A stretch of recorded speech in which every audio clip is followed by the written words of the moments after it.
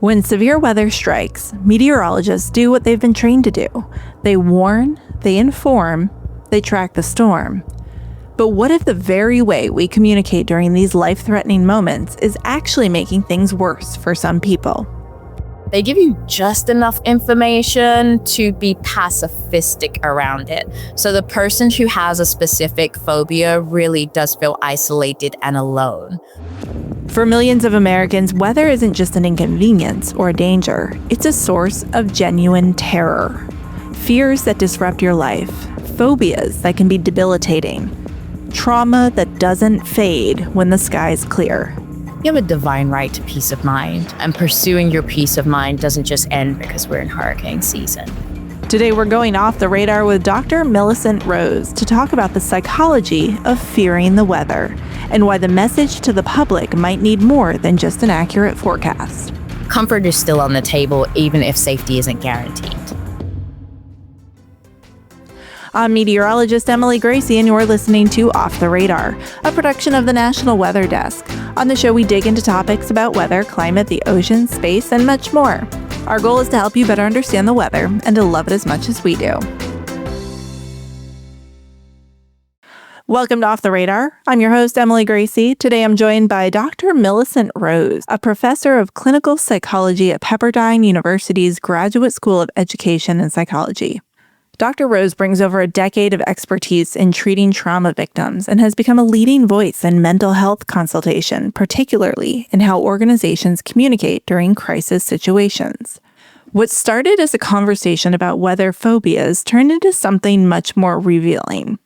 Dr. Rose had some innovative ideas about how we in the weather community handle severe weather coverage, and her insights might just change how you think about your role during the next tornado warning. If you or someone you care about experiences intense fear or anxiety around weather or anything, whether it's a full phobia or a dread when a storm is arriving, this episode is for you.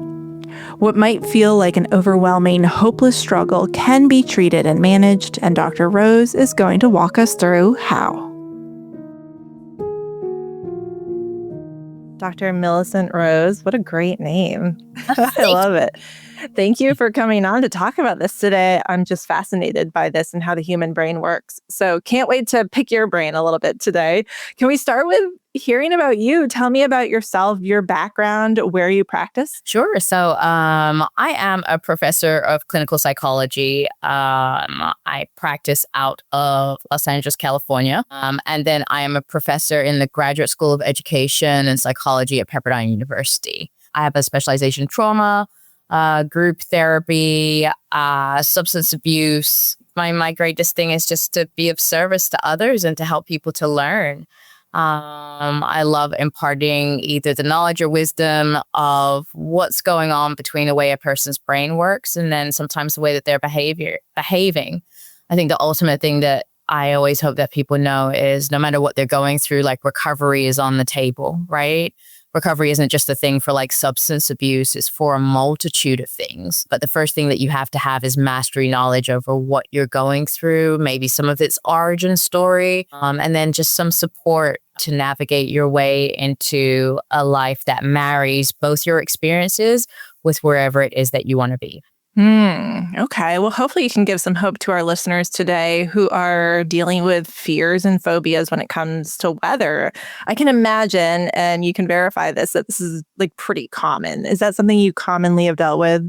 Yes, actually, especially when I work internationally, different weather systems that people become accustomed to. The interesting thing about phobias and fears around weathers is society will impart an idea of like desensitizing you to weather. And so the person who has acquired a fear or phobia actually feels outcasted or singled out. They feel obscure, like they're different because everyone else around them isn't mirroring, right? So I live in California, while not necessarily a weather system, but a natural event that we deal with here is earthquakes. And there's a running joke out here. If there's an earthquake, you wake up, you double check if your TV is still mounted on the wall. If it is, you go back to sleep. Um, right? So there's similar jokes here on the East Coast when it comes to thunderstorms and Like hurricanes. thunderstorms. Yeah. So people become desensitized and society becomes desensitized. In fact, your government, even your schools promote ideas around desensitization. Hey, have your little emergency pack at school. And that's the best that we can do. That's what's within our control. Now, a fear or a phobia, there's two things that I'll emphasize that happen there. A person who has had a real experience and everyone, I won't say everyone, but then they've had experiences where people have gaslit them around that real experience to say, well, it's kind of imagined. You can move on beyond that. Like, it's not that big of a deal. Like, we just deal with that regularly. So I was just working on a workshop with some individuals who live in Costa Rica, and their rain season can be very overwhelming and very impactful. Mudslides, things that, I think most people that live there are just like, yeah, you just kind of work around it. It is what it is. But there was a young lady who was just sharing like, no, it freezes me. I can't go to work if it's raining like that. I'm scared about what's going to happen. And so when I'd asked her questions about her experience, the reality is she'd had a real experience that was life-threatening around a weather system. And what she ultimately took away is that she's helpless. And the only thing that she can do to help herself is to freeze, right? Because we have our stress responses: freeze, fawn, fight, flight. And then there's another one called flop, which I'll explain a little bit later on down the line. And so she freezes, and that's like her response. And then nobody normalizes her fear or her concern or says, hey, like, you've been through something that actually makes sense that you have that concern. Now, because you have that concern, how do we build a life around you that accommodates your real world experience instead of just treating you like somebody who imagined this? Yeah. Okay, let's go back to the root. Is it always, are fears and phobias always coming out of some sort of trauma, or can they be kind of created in the world that you just live in? Like, if your parents are like, watch out for thunderstorms, are you going to develop a fear of thunderstorms? I think it depends on how you see your parents respond to a thunderstorm, right? It's going to be a learned behavior in that situation. So yes, I don't think it always has to be traumatic, but if my mom grabs me and my younger siblings into a closet for 9 hours every time there's a thunderstorm, like, that's going to cultivate a response and something in learned helplessness that I'll acquire from my parents. Can you watch something and then start to develop a real fear? Yes, 100%. I would say the nature of what you're observing is still going to be something more documentary style. Then it's going to be like watching Jurassic Park style, right? Yeah. But even then, and I one of my other specializations is I do work and provide trauma-informed care on set, very specific for documentaries. And what I know about documentaries is they edit a lot out so that people don't get so fear-induced that they don't finish the documentary, right? But it's possible that people can read things and then interpret what they're reading as unsafe, which then cultivates a fear. If you've been passed down something in scarcity or in fear, then it's going to once again induce like learned helplessness. Okay, so can you also differentiate between like kind of being scared of something and like a real fear and phobia? Because I don't think I understood this until I developed one, and just how like debilitating it can be. Because yes, I'm scared of thunderstorms, but like I should be. They're not safe, right? I go inside, but I have a real fear of turbulence in an airplane, and when that happens, it creates a response that is very out of my control. Like I don't know which one of those responses it is, but it's something I'm working through with a therapist as well. So can you differentiate the difference between being scared of something and having like this debilitating fear or phobia? Yeah, definitely. So let me start with fear. Fear is healthy. For most of my patients that I work with, what I work on is how do we have a healthy relationship with fear? Fear is one of the things that we use to stop us from like running in and out of traffic. It's a part of your alert system. It is there designed with intention to send you messaging, to keep yourself safe, to not necessarily kick you into survival mode, but to remind you of what you need to do to survive. So it's okay to have a fear of rejection. It's okay to have a fear of abandonment. Those are bad things. Right. And so it's like, hey, maybe there are things that we need to improve about our personality or our character that allows us to avoid some of these negative dynamics. And so they have intention, they have purpose. Now, if you're going into a phobia, you're kind of basically tying into your highest sense of an alert system. You're in that fight, flight, freeze, fawn or flock, right? And you're going to find yourself stuck there. So the fixation around the stuckness is, this is a threat to my life. This is a threat to my well-being. In fact, if we put your brain under scan, my frontal lobe is going to shrink. My amygdala is going to change in size, and other parts of my brain will also kind of shift because I'm going into survival mode. And that's when you start to see a phobia. Now, a phobia with turbulence, like in the air, that's like one example. Sometimes I will consult on cases with children who have, they become fixated on a phobia at a specific age. And so they're stuck on spiders. But they become fixated. And so what I tend to find out is that there's something else that's gone on in their life that has sent them into survival mode. And the phobia, which should have been a natural passing phobia, age appropriate, has gotten stuck during that time, right? So when you develop a fear or a phobia, can also be predicated on what else is going on in your life.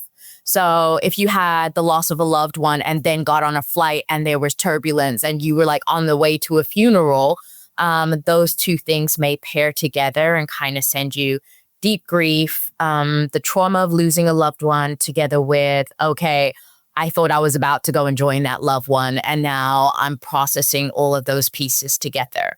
But what it is they really stick to your alarm system. So like you called it debilitating, which is going to be another form of like freeze.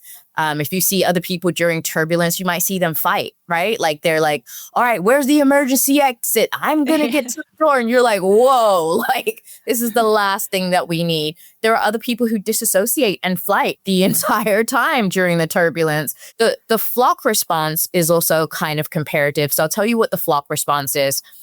Flock is in a state of stress. I flock to those in close proximity to validate my experience as being real. So I do that. That's what I do. Yes, it's so important, right? So I always give the example like, earthquake. Like, let's say you are here in California and there's an earthquake and we're both in the same room. We know the room is shaking. We know an earthquake is happening, but we're both going to stare at each other and be like, did you feel that? Right? Because I'm flocking to you to validate my experience as being real. I'll give the same example if we're out at brunch and our waiter is just rude and slamming down our receipt and just being dismissive and late with our orders. Even though we know they're being rude, we're both going to be like, are you seeing this? Because I am asking you to validate my experience as being real. Now let's go back to turbulence, right? And your example, and then we'll also talk about weathers and different types of weather systems. What happens when I flock to my friend who's disassociated and they're not validating my experience? No comfort, yeah. Right? And they're just like, the entire time, it's like they're there, but they're not there. That actually is going to work me up even more, right? So same thing in a weather system. I lived in Georgia. Gotta love a good tornado randomly. And I once drove through a tornado system, not realizing that I drove through it. And then once I got to my destination, I put on the news and I realized, all the cars were by the side so that their windows didn't get blown out. And I just went through it, right? So when I get there and everyone's like, oh my gosh, you should have stopped. Why didn't you stop? And I'm flocking to them to validate my experience as being real and say, no, I didn't know. It wasn't obvious. It was raining, but it wasn't obvious it was a tornado. And they were like, that's a really bad thing. You could have got your windows blown up. And I realized that actually started to stress me out even more. Now I'm like, every time it rains and I'm in Georgia, I'm going to pull up on the side of a freeway just in case it's a weather system that's going to take me out, right? With weather systems, and like I said, a lot of people can be desensitized to them. So you're going to be invalidated in your flock, right? It's like, oh, okay, yeah, that just happens. It is what it is. But you're fine though, right? Okay, great, wonderful. And then everybody just wants to move on. And not just our society that encourages us to move on. I'll be honest, local governments will encourage you to move on. They give you about as much information as you need to survive. If you are caught in flash floods like in Houston, where the plains, where it floods often. And there's just little signs there that remind you if it looks like a certain height, don't go into it. Otherwise, it could be really deep and you will drown. They give you just enough information to be pacifistic around it. So the person who has a specific phobia really does feel isolated and alone in that experience because not a lot of people will validate them. Oh, interesting. So what would be a better way to convey weather information? As a meteorologist, what can I do to help someone that does have a phobia rather than saying, well, when the thunder roars, go indoors, or if there's a tornado warning, take shelter? What else can I offer? The main thing to impart, and this kind of goes into a therapist area, but I think you're in a very good empowered position to share this information, that what the person is seeking is safety. And there are so many things that provide you safety outside of what's within your control and outside of your control. So designating, when you're indoors, get your safe blanket. Find your 3 safe girlfriends that you're going to be on a phone call with, and we'll have a little FaceTime party with some tea. Find a safe movie for you to watch or things that impart a sense of safety. And then to also normalize, like there's going to be those loud sounds, those noises. They are going to cause you dysregulation. Don't forget to keep your body moving, to stretch, to do any pelvic floor exercises because that's where we store things that are like traumatic for us. But yes, having your little cup of tea, recognizing that here's the big sound. Maybe you want another big sound to overcome the big sound, or we want our noise canceling headphones that's just going to play some classical music for us or some relaxation music for us. But we can create our own version of safety. So in the middle of a storm, how do I create a sense of something that feels comforting to me? Comfort is still on the table, even if safety isn't guaranteed. I love that. That is fascinating and so needed in our community because we do just kind of state the facts. This is what we know works, but nobody ever really talks about the mental health portion of it, which is so important to survival as well, right? Yeah, definitely.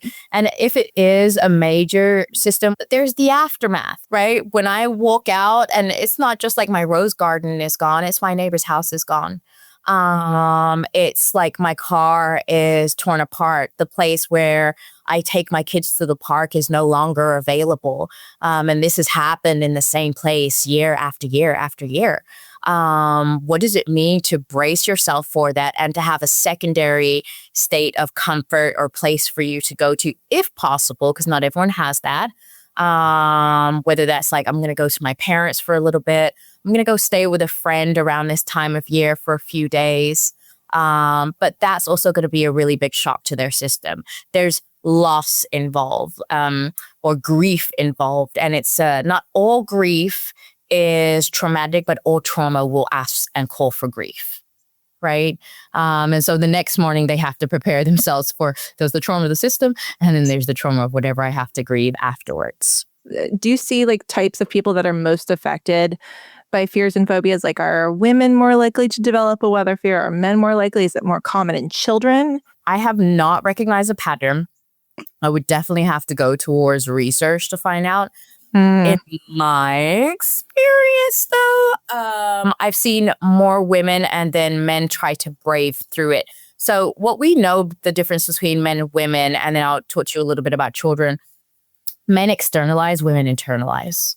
And because we as women internalize, it's interesting. It kind of breaks down through our psyche and our mental wellness a little bit more.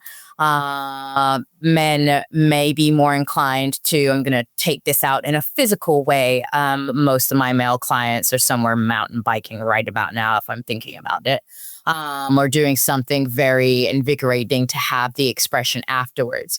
Children take cue from parents, parents and teachers. Those are their two sources of safety. So it really depends on the parental response that's going to dictate how they are. If the parents are desensitized, you might find children who are desensitized. If the teachers are desensitized, you might find children who are desensitized.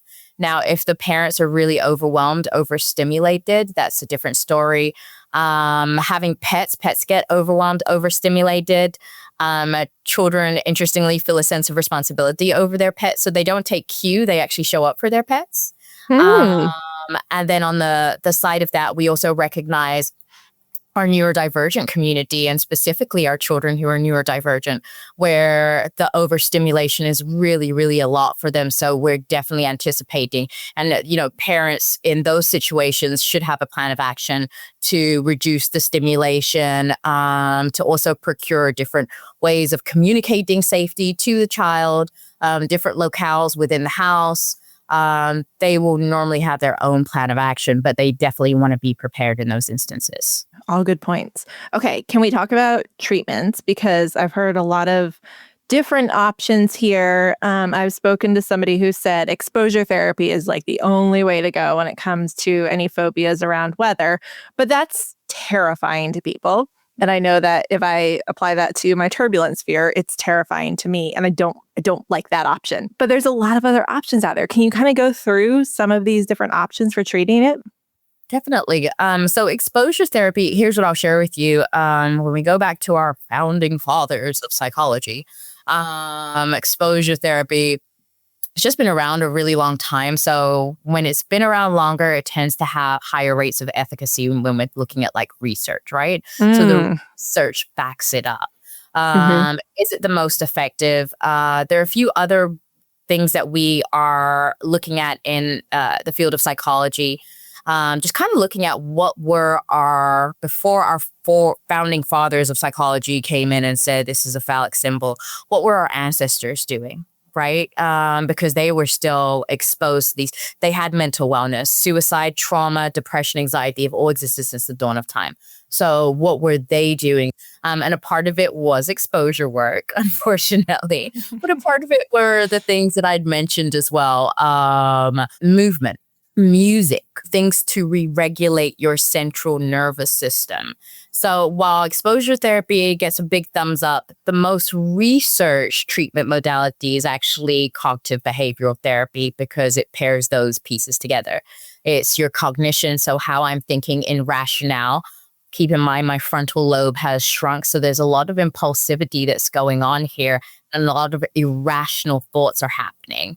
And then together with my irrational thoughts come my behaviors, which also may present as irrational. So cognitive behavioral therapy is really about changing your thinking to change your behavior. If you're looking at children, there's another subset we call TFCBT, trauma-focused cognitive behavioral therapy. Once again, most effective in research. It doesn't just treat the child, it also treats the parent, and it treats them both for trauma and for depression simultaneously. Different ways to kind of go into maybe a trauma approach or treating a specific phobia outside of that. And this is kind of like the new kid on the block. It's not new kid on the block, but it's definitely the one that everyone's going to, which is EMDR.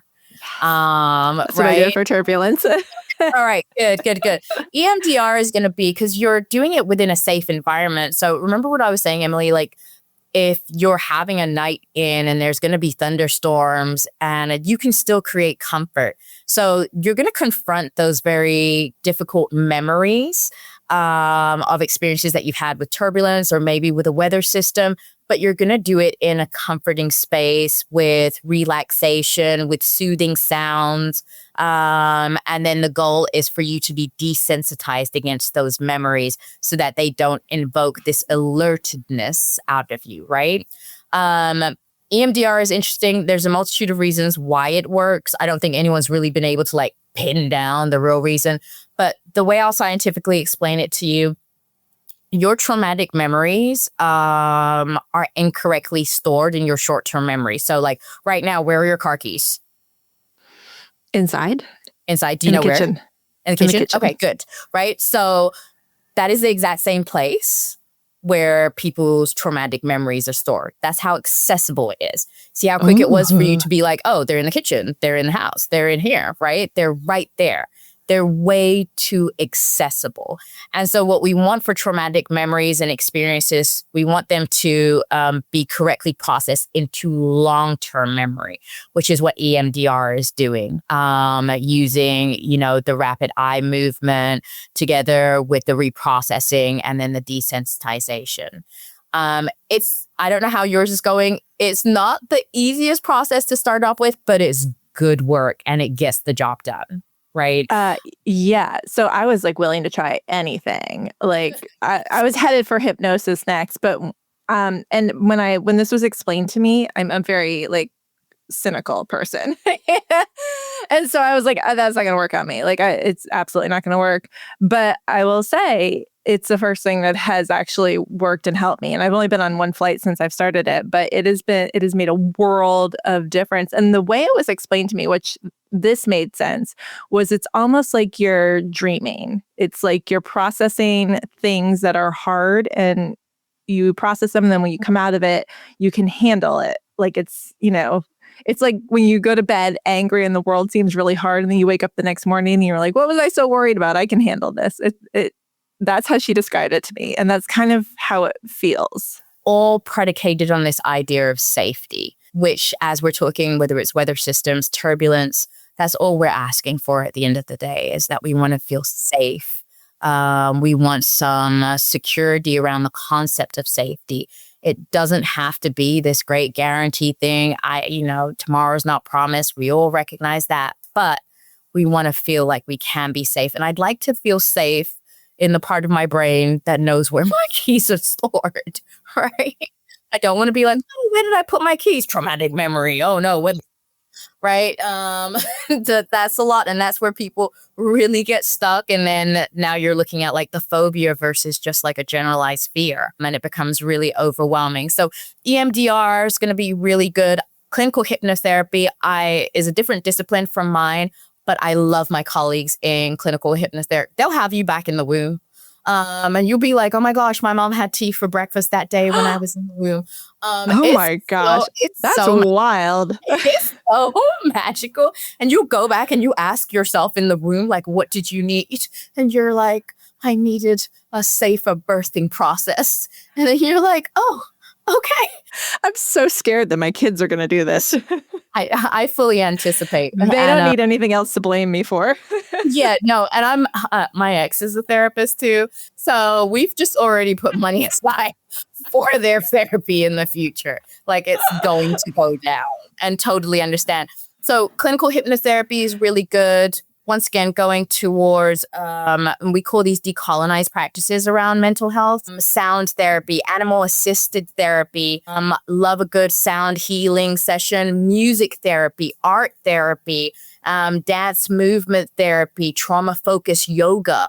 The list goes on and on and on and on. And it's not just your atypical, like I said, clinical psychology.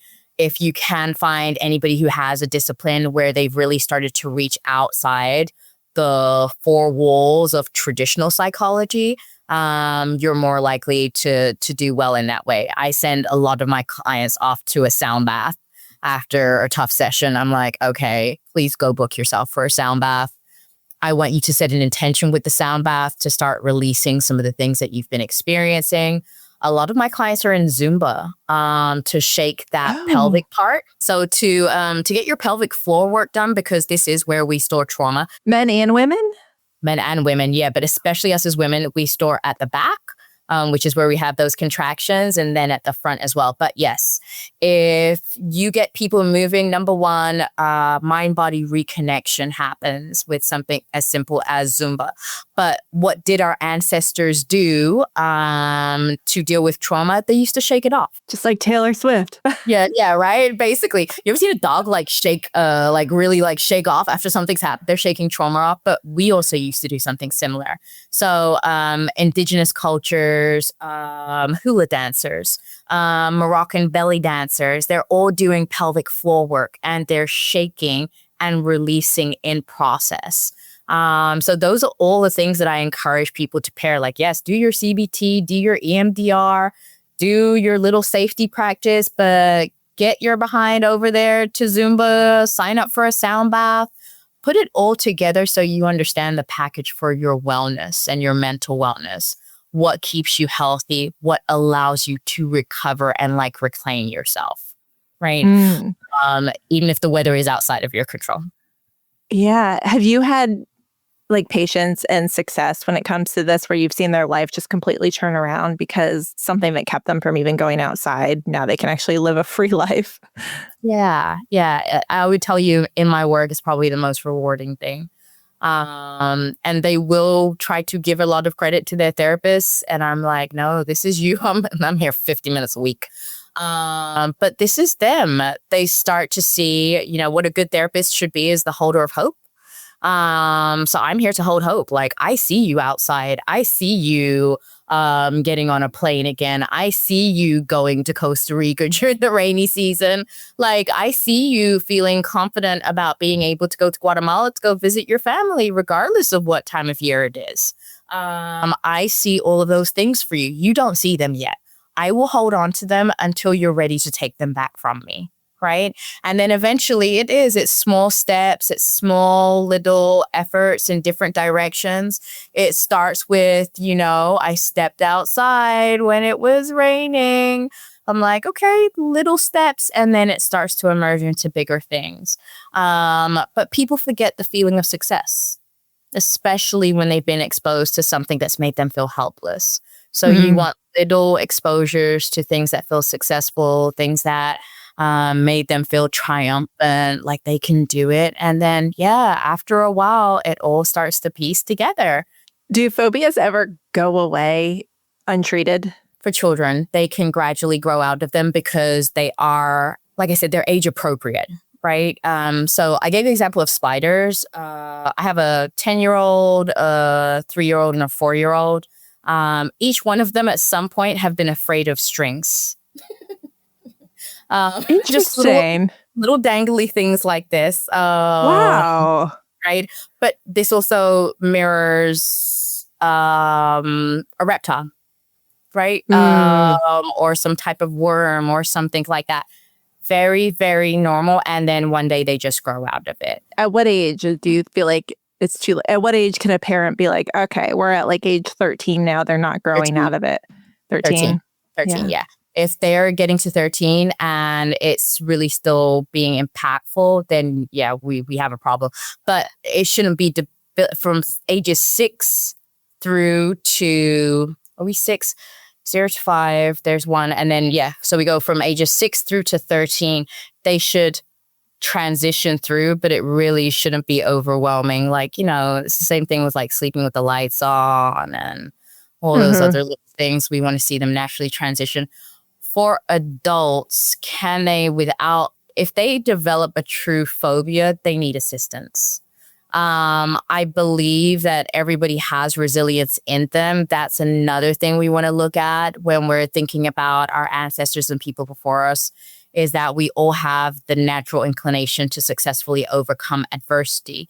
The damage that it can do on the way to naturally restoring itself is what we're concerned about, right? So where did that take you to? Did that take you out of your occupational functioning?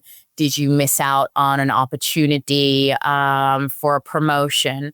Did you miss out on your sister's wedding because you're still really scared about the weather system in Louisiana and what happened when the levees broke, right? What are we talking about here, and how much impact and toll has it taken on your life? They could eventually get there, But I have worked with adults in their 60s, 70s, who are still struggling. A few years back, I consulted on a case here I live specifically in Long Beach, but in Long Beach, we have the Queen Mary. And a gentleman in his 80s was a part of the crew that built the Queen Mary. And a lot of people died building the Queen Mary, but his specific instance, he lost multiple friends and almost lost his life after there was a terrible rainstorm. And so he won't even touch foot in Long Beach. And that's become a phobia for him, as has rain, as has weather systems. He lives in a very specific part of LA where he doesn't have to deal with mudslides. If it does rain, it's not going to impact him. He won't go to Malibu. He won't go to certain parts of the Hollywood Hills. He's very specific after that happened. But that's the toll, right? Because he has a family who lives in Long Beach that he won't go and see, including his grandkids.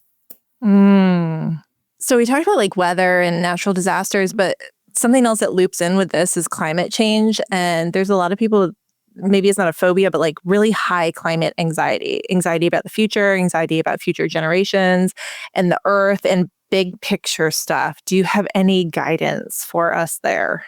Yeah, I will lean into one of the theoretical orientations I mentioned to you earlier on, which was cognitive behavioral therapy, because it's very present focused.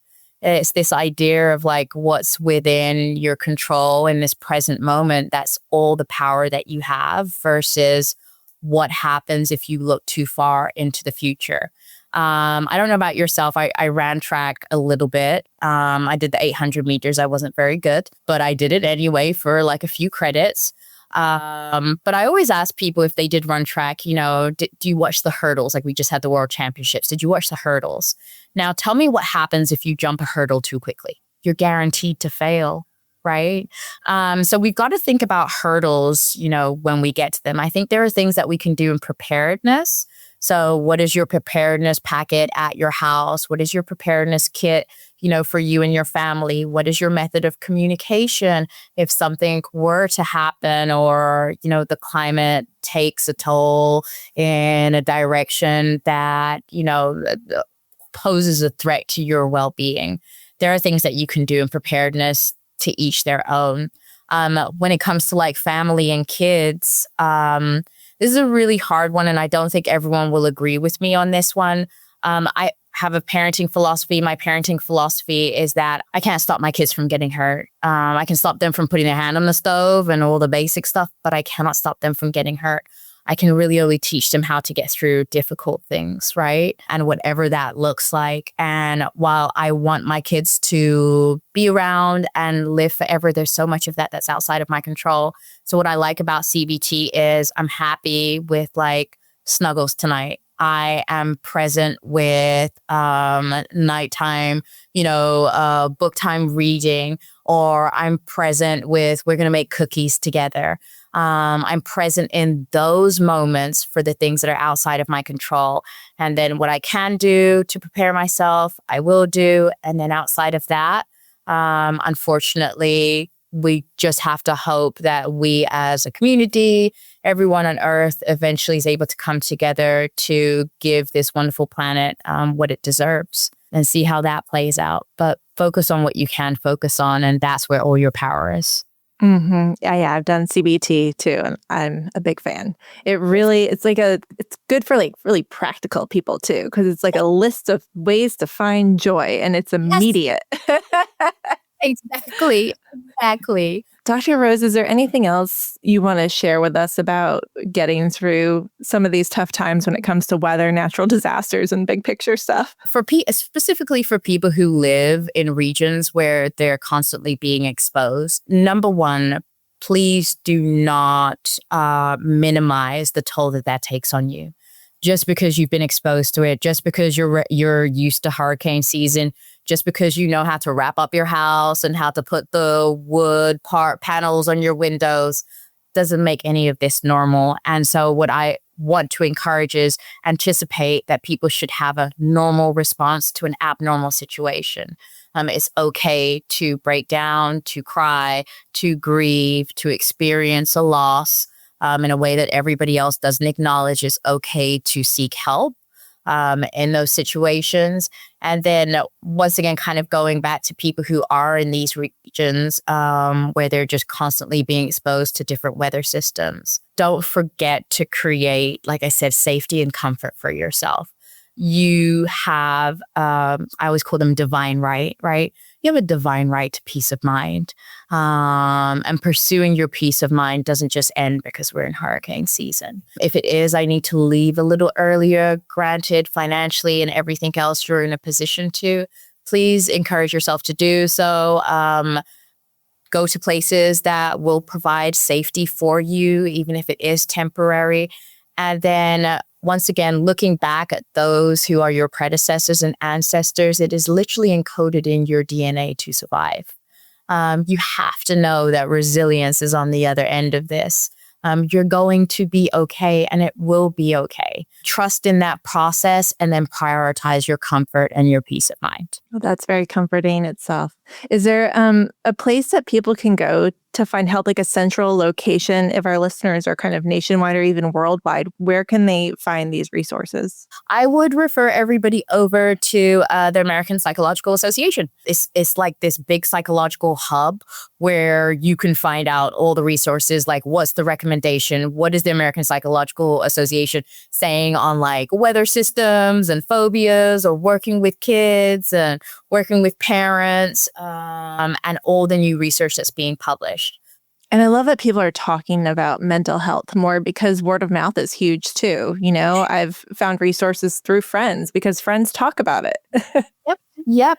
And there's the stigma and shame is, I will always tell my students, this is not your grandma or your grandpa's mental health field anymore. What you're more likely to experience is stigma and shame if you're not talking about it, right? In that same respect, we also recognize there are still some cultures who are navigating their way to understanding mental wellness and to remove the stigma and shame. But the generations that are coming up underneath those cultures are definitely advocating for it. So 10 years from now, I think it's going to look even better. Off the Radar is a production of the National Weather Desk. Make sure you're following the show on Apple Podcasts, Spotify, or wherever you listen to podcasts. New episodes publish every Tuesday. Thank you to Dr. Millicent Rose for her expertise today. Do you have a weather phobia or fear? I'd like to hear about it. Reach out to me on social media. Off the Radar is on Instagram, or you can follow Emily Gracie, meteorologist, on Facebook. Thanks to the National Weather Desk and Sinclair Broadcast Group for their ongoing support of the podcast. And as always, to my associate producer, Brian Petras. I'm meteorologist Emily Gracie. Make it a great day.